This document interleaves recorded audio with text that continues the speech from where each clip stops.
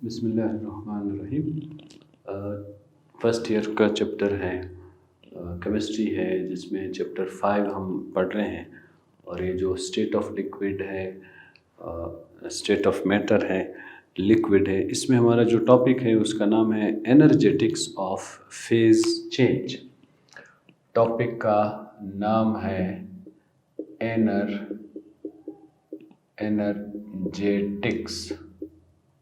Energetics of phase change. ये हमारा topic है।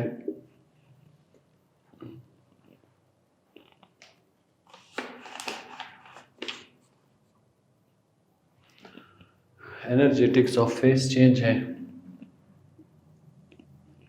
ये हमारा टॉपिक है।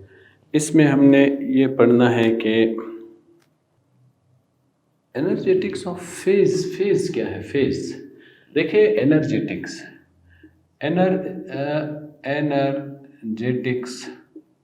एनर्जेटिक्स से मुराद क्या है? एनर्जी है। एनर्जेटिक्स से मुराद क्या है? हीट है। हीट एनर्जेटिक्स, हीट हो गई। फेज क्या है? फेज जो है, फेज को अगर आप स्टेट कह दें तो शायद ये फेज और स्टेट एक दूसरे के करीब हैं।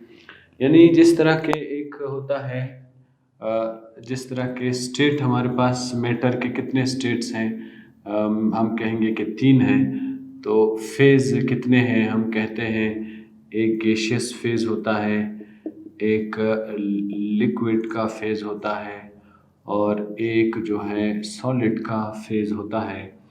तो यहाँ पे energetics of phase change, phase को चेंज करना है। कैसे चेंज करना है? एक चीज़ सॉलिड है, तो सॉलिड क्या है? फेज है। सॉलिड क्या है? फेज है। सॉलिड जो है ये फेज है। अब हम सॉलिड को कन्वर्ट कर रहे हैं, किस में? लिक्विड में कन्वर्ट कर रहे हैं। तो ये लिक्विड क्या है? ये भी एक फेज है।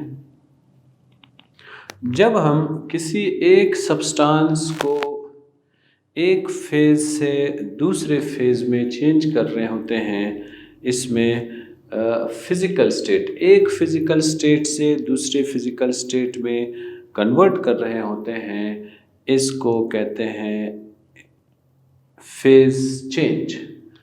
तो फेज चेंज क्या है? Phase change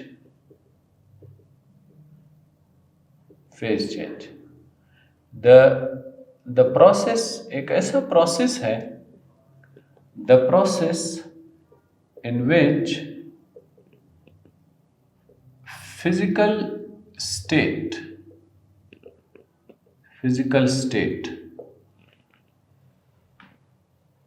of one substance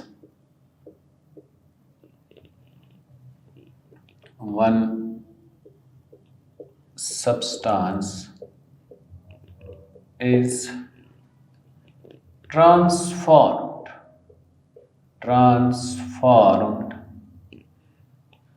into another physical state या फिजिकल फेज या फेज।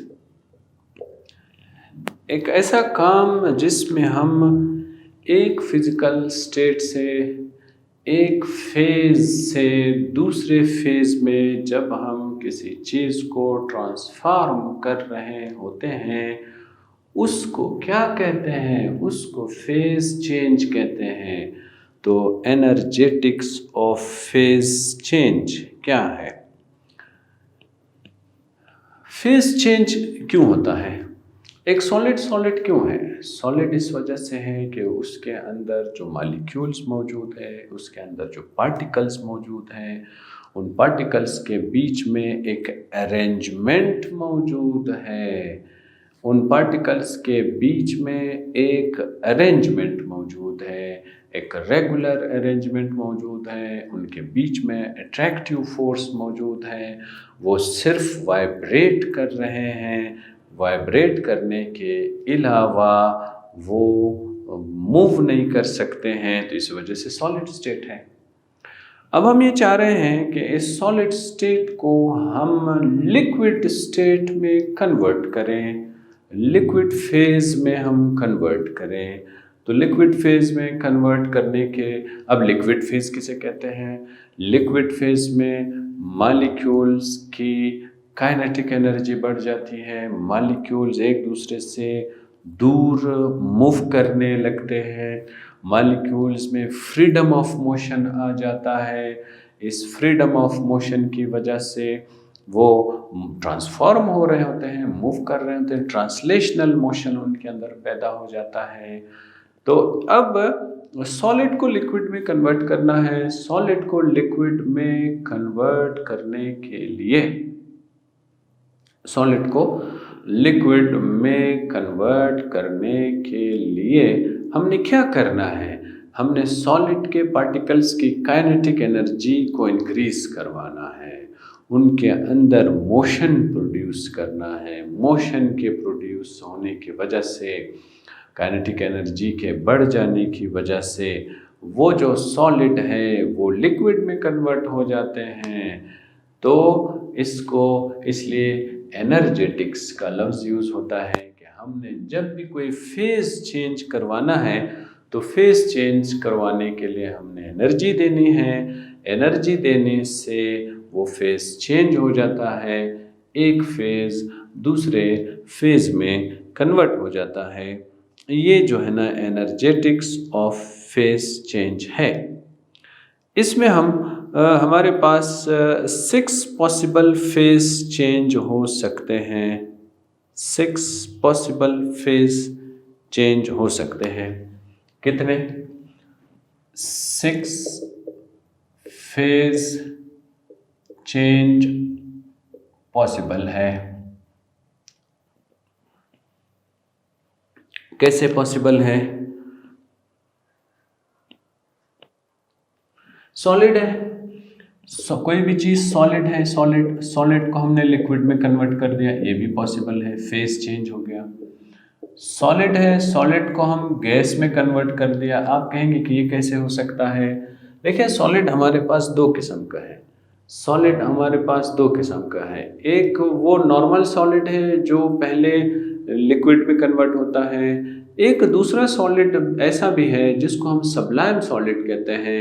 वो लिक्विड फेज में नहीं जाता है, वो डायरेक्टली वेपर्स फॉर्म में चला जाता है, गैसियस फॉर्म में चला जाता है। इस वजह से ये सॉलिड टू गैस यहाँ पे मैंने लिख दिया है। फिर हम आते हैं, लिक्विड है। लिक्विड को हम किस शक्ल में कन्वर्ट कर सकते हैं? गैस में कन्वर्ट कर सकते हैं। लिक्विड को हम और किस में कन्वर्ट कर सकते हैं? लिक्विड को हम सॉलिड में कन्वर्ट कर सकते हैं। ये भी पॉसिबल है, लिक्विड को हम सॉलिड में कन्वर्ट कर दिया है। और क्या हो सकता है? गैस को हम लिक्विड में कन्वर्ट कर सकते हैं, गैस को लिक्विड में कन्वर्ट कर सकते हैं, और गैस को हम सॉलिड में कन्वर्ट कर सकते हैं। ये जो हमारे पास सारे जो पॉसिबिलिटीज़ है, ये पॉसिबिलिटीज़ क्या कहलाती है? ये फेज चेंज की पॉसिबिलिटीज़ है। सॉलिड है, सॉलिड लिक्विड में कन्वर्ट हो रहा है, तो इस प्रोसेस को क्या कहते हैं? फ्यूजन। फ्यूजन या मेल्टिंग, या फ्यूजन कहते हैं या मेल्टिंग कहते हैं। जब सॉलिड गैस में कन्वर्ट हो जाता है तो उस प्रोसेस को क्या कहते हैं? सब्लीमेशन कहते हैं। उसको क्या कहते हैं? सब्लीमेशन कहते हैं। लिक्विड अगर गैस में कन्वर्ट हो रहा है, लिक्विड अगर गैस में कन्वर्ट हो रहा है तो इसको क्या कहते हैं? वेपोराइजेशन कहते हैं। लिक्विड अगर गैस में कन्वर्ट हो रहा है इसको वेपोराइजेशन कहते हैं। और लिक्विड अगर सॉलिड में कन्वर्ट हो रहा है, इसको फ्रीजिंग कहते हैं। ये क्या कहलाएगा? ये फ्रीजिंग कहलाएगा, ये फ्रीजिंग कहलाता है। अब गैस है, गैस को हम कन्वर्ट कर रहे हैं किस में? लिक्विड में। तो इस प्रोसेस को कहते हैं कंडेंसेशन। तो ये कहलाता है कंडेंसेशन। और दूसरे में हम गैस को सॉलिड में कन्वर्ट करते हैं, इसको कहते हैं डिपोजिशन। डिपोजिशन। ये सारे का सारा प्रोसेस और डिटेल्स इस तरह होती हैं कि हम छः फेज़ में चीज़ों को कन्वर्ट कर सकते हैं। उनमें से सॉलिड को लिक्विड में, यानी हम फ्यूजन का प्रोसेस करते हैं, मेल्टिंग प्रोसेस करते हैं। सॉलिड को गैस में सब्लिमेशन का प्रोसेस करते हैं, इसको सब्लाइम सॉलिड कहते हैं। और लिक्विड को गैस में वेपोराइजेशन का नाम दिया जाता है। लिक्विड को सॉलिड में फ्रीजिंग करते हैं, गैस को लिक्विड में कंडेंसेशन करते हैं और गैस को सॉलिड में डिपोजिशन करते हैं। अब हम एनर्जेटिक्स के तरफ आ रहे हैं। एनर्जेटिक्स में हमने क्या पढ़ना है? Molar heat of fusion. Molar heat of fusion. Molar heat of fusion. Fusion क्या है? मेल्ट होना। फ्यूजन क्या है? मेल्ट होने को कहते हैं।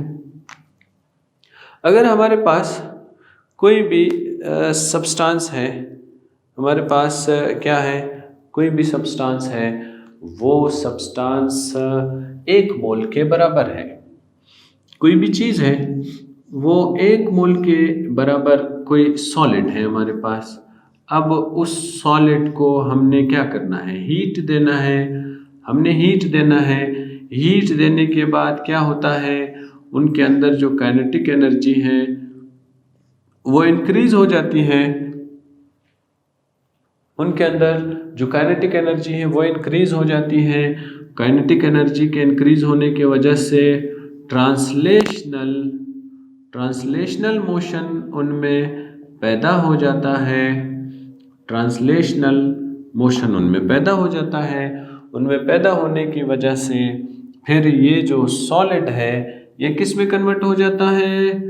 लिक्विड में कन्वर्ट हो जाता है। ये किस में कन्वर्ट हो जाता है? ये लिक्विड में कन्वर्ट हो जाता है। उस अमाउंट ऑफ हीट को जो कि 1 मोल सॉलिड को लिक्विड में कन्वर्ट करने के लिए खर्च हुई है, उस अमाउंट ऑफ हीट को कहते हैं मोलर हीट ऑफ फ्यूजन।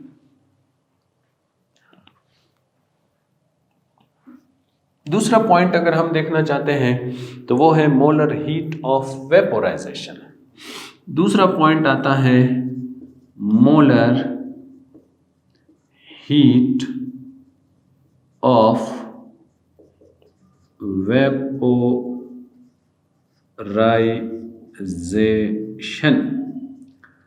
अब ये क्या है? देखें, हमारे पास 1 मोल लिक्विड है। अब क्या हो गया? अब लिक्विड आ गया है। 1 मोल लिक्विड है। अब इस 1 मोल लिक्विड को क्या करना है? हमने हीट देना है। इस 1 मोल लिक्विड को हम हीट देते हैं। हीट देने की वजह से जो लिक्विड के मॉलिक्यूल्स हैं उनकी काइनेटिक एनर्जी बढ़ जाती है। उनकी काइनेटिक एनर्जी के बढ़ जाने की वजह से लिक्विड का जो सरफेस है ये उस सरफेस को छोड़ देते हैं। लिक्विड अपने सरफेस को छोड़ देते हैं। छोड़ने के बाद इनके बीच में जो फोर्सेस हैं, इंटरमॉलिक्यूलर फोर्सेस हैं, इंटरमॉलिक्यूलर फोर्स ब्रेक डाउन हो जाते हैं। इंटरमॉलिक्यूलर फोर्स ब्रेक डाउन हो जाते हैं। इनके इंटरमॉलिक्यूलर फोर्स के ब्रेक डाउन होने की वजह से वो जो लिक्विड हैं वो कन्वर्ट हो जाते हैं कहाँ पे? वेपर्स में कन्वर्ट हो जाते हैं, वेपर्स में कन्वर्ट हो जाते हैं। तो वेपर्स में कन्वर्ट हो जाते हैं, इसको मोलर हीट ऑफ वेपोराइजेशन कहते हैं। फिर अगर हम आते हैं मोलर हीट ऑफ सब्लिमेशन के तरफ, तो नेक्स्ट आ गया है molar heat of sublimation, molar heat of sublimation. देखिए सब्लिमेशन क्या है, हमारे पास एक ऐसा सॉलिड है जिसको हम सबलाइम सॉलिड कहते हैं, सबलाइम सॉलिड कहते हैं, सबलाइम सॉलिड ऐसा सॉलिड है जो डायरेक्टली वेपर्स में कन्वर्ट हो जाता है, उसको सबलाइम सॉलिड कहते हैं। अगर हमारे पास कोई सबलाइम सॉलिड है, वो 1 मोल के बराबर है, 1 मोल के बराबर सबलाइम सॉलिड हमारे पास मौजूद है। अब ये जो 1 मोल सबलाइम सॉलिड है, इसको हम हीट दे रहे हैं, इसको हीट देने की वजह से ये जो वेपर्स में कन्वर्ट हो जाता है, इसको कहते हैं molar heat of vaporisation.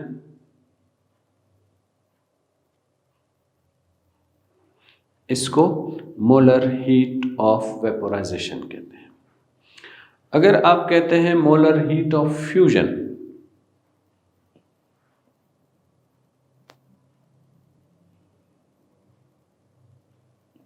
Molar heat of fusion के मुतालिक अगर हम कुछ पढ़ना चाहते हैं,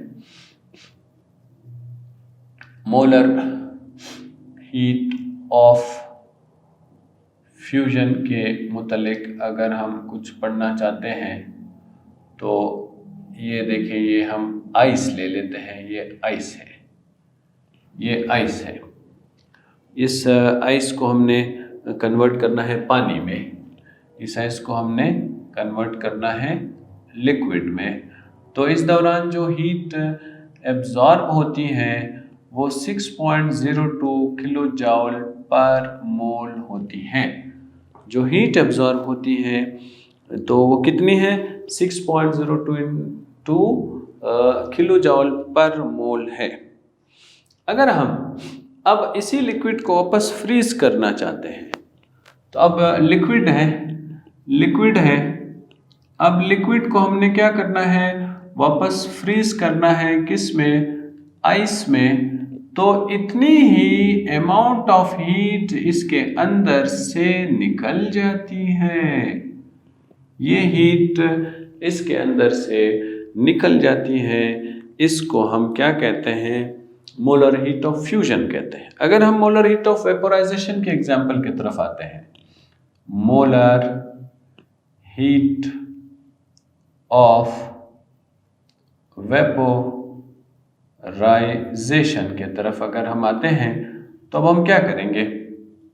अब हम वाटर ले लेंगे, वो लिक्विड फॉर्म में ले लेंगे, और इसको हमने वेपर्स में कन्वर्ट करना है। तो वेपर्स में जब हम इसको कन्वर्ट करते हैं, तो ये हमने हीट देनी है। वो जो हीट हम दे रहे हैं वो कितनी है?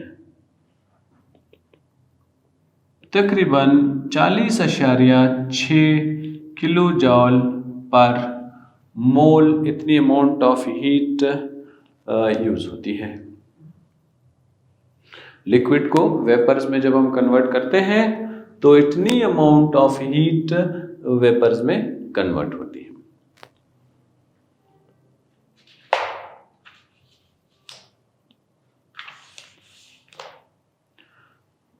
अगर हम molar heat of vaporisation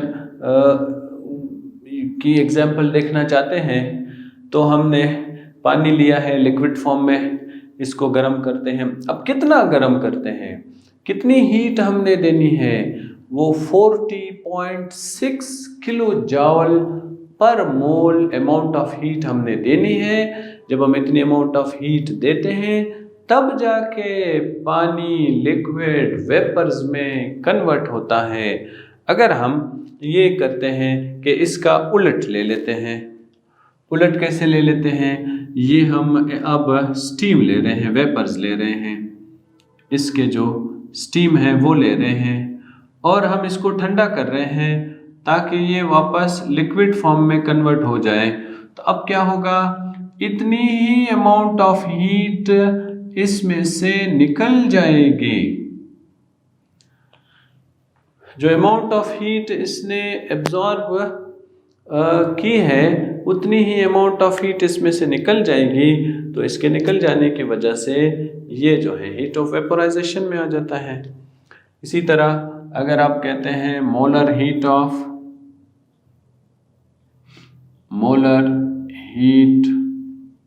of sublimation के तरफ आते हैं हम,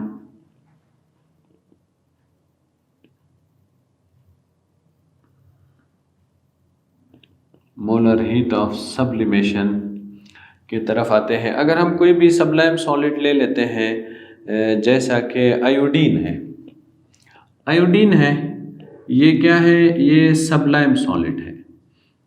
आयोडीन जो है ये सब्लाइम सॉलिड है। ये आयोडीन क्या है, ये सब्लाइम सॉलिड है।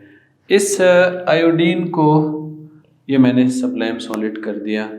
इस आयोडीन को मैंने आयोडीन वेपर्स थोड़ा गर्म करना है ताकि ये वेपर्स में कन्वर्ट हो जाए, तो जो हीट एब्जॉर्ब होगी 62.2 किलो जॉल पर मोल से के करीब करीब हीट इसकी एब्जॉर्ब हो जाती है। और अगर हम वेपर्स, आयोडीन वेपर्स हैं, इन आयोडीन वेपर्स को हम वापस सब्लाइम सॉलिड में कन्वर्ट करना चाहते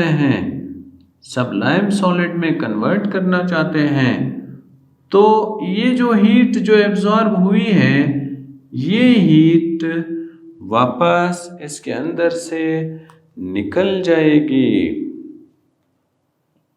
ये जो है ये आमतौर पे ये इसका पैटर्न होता है।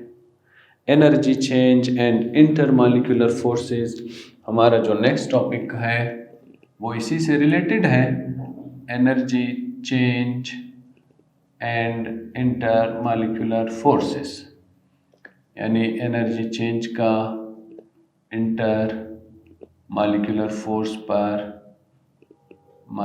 फोर्स पर क्या इफेक्ट पड़ता है। देखिए, मॉलिक्यूलर फोर्स, इंटरमॉलिक्यूलर फोर्स, अगर सॉलिड है तो इंटरमॉलिक्यूलर फोर्स हम हीट दे रहे हैं। हीट देने की वजह से जो इंटरमॉलिक्यूलर फोर्स है, जो मेटेलिक बॉन्ड है, जो अदर्स हैं, ये या कोई दूसरा सॉलिड है, कोई मॉलिक्यूलर सॉलिड है, तो मॉलिक्यूलर सॉलिड है तो वैन वाल फोर्स है।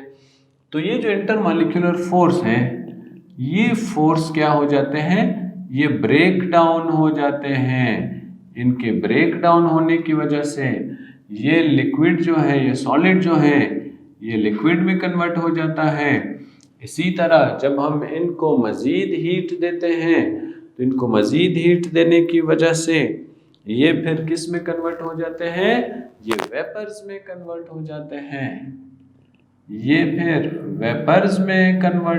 हैं। तो ये सारे का सारा जो है ये एनर्जी चेंज और इंटरमॉलिक्यूलर से रिलेटेड बातें हैं। अगर मैं ब्रीफली आपको बताना चाहता हूँ तो एनर्जेटिक्स ऑफ फेज चेंज क्या है, तो हमने फेज पहले मालूम होना चाहिए कि जो स्टेट होता है, जो स्टेट ऑफ मैटर होता है, उसको हम फेज कहते हैं। तो आम तौर पे 3 फेज है हमारे पास।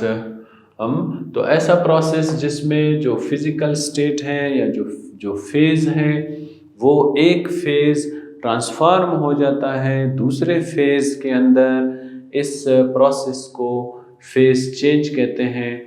तो हमारे पास 6 फेज चेंज की पॉसिबिलिटी बनती है। सॉलिड को पिघला देना है, लिक्विड में फ्यूजन कहते हैं, सॉलिड को वेपर्स में कन्वर्ट कराना है, सब्लिमेशन कहते हैं। ये हर सॉलिड नहीं होगा, सिर्फ सब्लाइम सॉलिड होगा। और लिक्विड को गैस में कन्वर्ट कराना है, वेपोराइजेशन कहते हैं। लिक्विड को सॉलिड में कन्वर्ट करा देना है तो फ्रीजिंग कहलाएगा। गैस को लिक्विड में कन्वर्ट करा दिया तो ये क्या हो गया, कंडेंसेशन हो गया। गैस को सॉलिड में कन्वर्ट करा दिया, इसको डिपोजिशन कहते हैं। तो आप अगर कहते हैं कि what is molar heat of fusion, तो 1 mole of solid when converted into liquid phase, the amount of energy required to convert 1 mole of solid into liquid phase is known as molar heat of fusion. फिर हम आते हैं molar heat of vaporization. The amount of heat absorbed when 1 mole of liquid is converted into कहाँ पे, into vapors.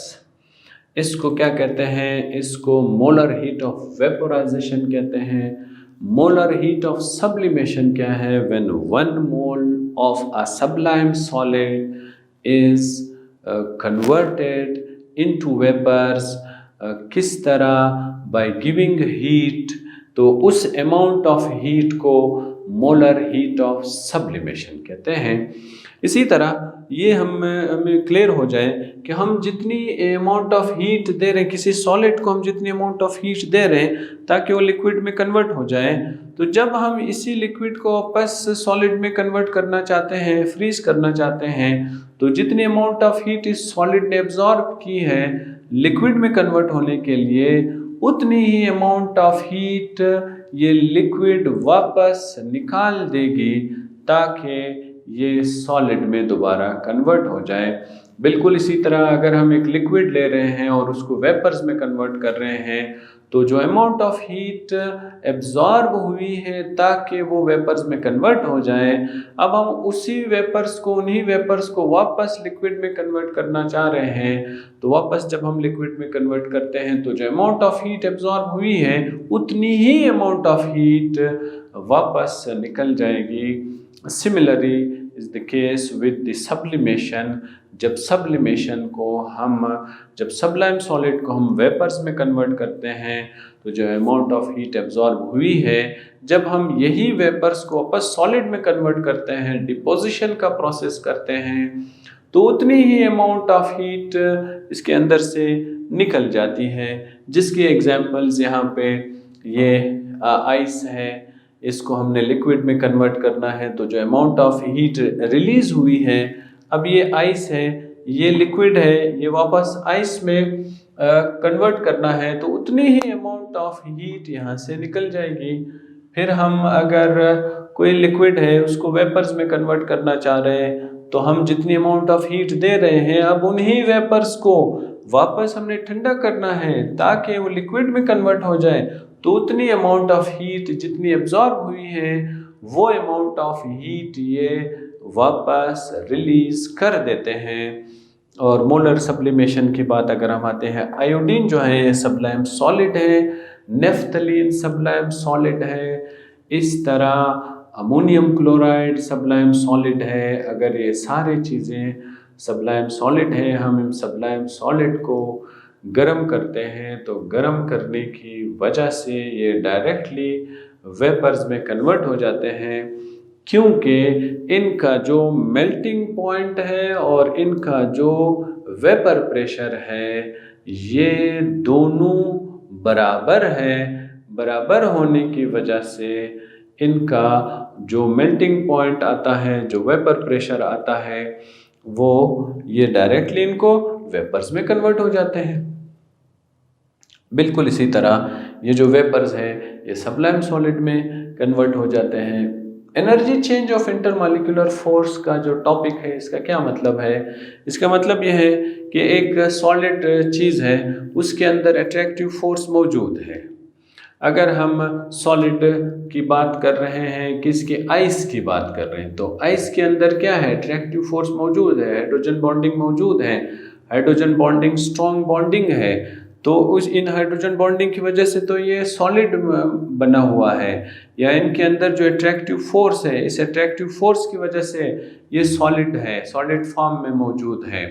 हम अगर अब इस सॉलिड फॉर्म को कन्वर्ट करना चाहते हैं लिक्विड फॉर्म में, तो इनके अंदर जो आइस के अंदर जो हाइड्रोजन बॉन्डिंग है, जो इंटरमॉलिक्यूलर फोर्स है, उस इंटरमॉलिक्यूलर फोर्स को हमने तोड़ना है। इंटरमॉलिक्यूलर फोर्स जब टूटता है, टूटने की वजह से फेज चेंज हो जाता है। बिल्कुल इसी तरह जिस तरह के एक लिक्विड को हम वेपर्स में कन्वर्ट करना चाहते हैं, अब लिक्विड है, लिक्विड के अंदर अगेन अगर पानी की मिसाल हम ले रहे हैं, पानी की मिसाल, पानी के अंदर क्या है, हाइड्रोजन बॉन्डिंग मौजूद है। ये जो हाइड्रोजन बॉन्डिंग है, ये इन हाइड्रोजन बॉन्डिंग की वजह से पानी लिक्विड के शक्ल में है। अब हम ये चाह रहे हैं कि हाइड्रोजन बॉन्डिंग टूट जाए। हाइड्रोजन बॉन्डिंग को तोड़ने के लिए हमने एनर्जी देनी है, तो इस हाइड्रोजन बॉन्डिंग की वजह से पानी इस एनर्जी को एब्जॉर्ब करता रहता है, एब्जॉर्ब करता रहता है, एब्जॉर्ब करता रहता है, और पानी के जो मॉलिक्यूल्स हैं उनकी काइनेटिक एनर्जी बढ़ जाती है, वो बॉटम से सरफेस पर आ जाते हैं। सरफेस पे आने के बाद जब इनको मज़ीद हीट मिलती है, मज़ीद एनर्जी जब इनको मिलती हैं, तो ये फिर सरफेस को छोड़कर वेपर्स की शक्ल इख्तियार कर लेते हैं और वेपर्स में कन्वर्ट हो जाते हैं। तो यहाँ पर भी हमने उनको हीट दिया है, हीट की वजह से फेज़ चेंज हो जाता है। ये सारे का सारा इसी में फेनोमिना है। अगर हम इसी बात को उलट देखना चाहते हैं तो वेपर्स हैं, वेपर्स में हीट बहुत ज़्यादा है जिसकी वजह से वेपर्स बने हैं। अब हम उनकी हीट को निकालना चाहते हैं, निकालने का मतलब यह है कि हम उनको ठंडा करना चाहते हैं। तो जब ये ठंडे हो जाते हैं तो इनके अंदर जो बहुत ज़्यादा एनर्जी मौजूद थी, वो एनर्जी कम होना शुरू हो जाती है। उनके कम होने की वजह से ये वापस एक दूसरे के साथ ये मॉलिक्यूल्स मिल जाते हैं। इनके मिलने की वजह से ये लिक्विड में कन्वर्ट हो जाते हैं। अब हम ये चाह रहे हैं कि लिक्विड को हम सॉलिड में कन्वर्ट करें। अब लिक्विड को सॉलिड में कन्वर्ट करने के लिए क्या करना होगा, जो मॉलिक्यूल्स की फ्रीडम ऑफ मोशन है, मॉलिक्यूल्स जो फ्रीली मूव कर रहे हैं, इनका इस फ्रीडम को ख़त्म करना है। इनके फ्रीडम को ख़त्म करने के लिए क्या करना होगा, काइनेटिक एनर्जी जो है इनकी, जो जिसकी वजह से फ्रीडम ऑफ मोशन शो कर रहे हैं, काइनेटिक एनर्जी, हमने इनकी काइनेटिक एनर्जी को कम करना है। काइनेटिक एनर्जी के कम करने की वजह से ये एक दूसरे के करीब आ जाएंगे। जब एक दूसरे के करीब आ जाएंगे तो हमने इनको क्या करना है, मज़ीद ठंडा करना है। जब हम मज़ीद ठंडा करेंगे तो इनकी काइनेटिक एनर्जी कम होना शुरू हो जाएगी। जब ये मज़ीद ठंडे हो जाएंगे तो काइनेटिक एनर्जी कम हो जाएगी। काइनेटिक एनर्जी के कम होने की वजह से क्या होता है, काइनेटिक एनर्जी के कम होने की वजह से क्या होता है, यहाँ पे जो है ये एक दूसरे के करीब आ जाते हैं। जब एक दूसरे के करीब आ जाते हैं तो इनके अंदर अट्रैक्टिव फोर्स पैदा हो जाती है। जब अट्रैक्टिव फोर्स पैदा हो जाती है तो ये सॉलिड में कन्वर्ट हो जाते हैं। यहाँ तक हमने ये टॉपिक देखना था, हमने इसको देख लिया है। अगर हम थोड़ा सा 1-2 मिनट और के लिए हमने ये देखते हैं कि change of state and dynamic equilibrium.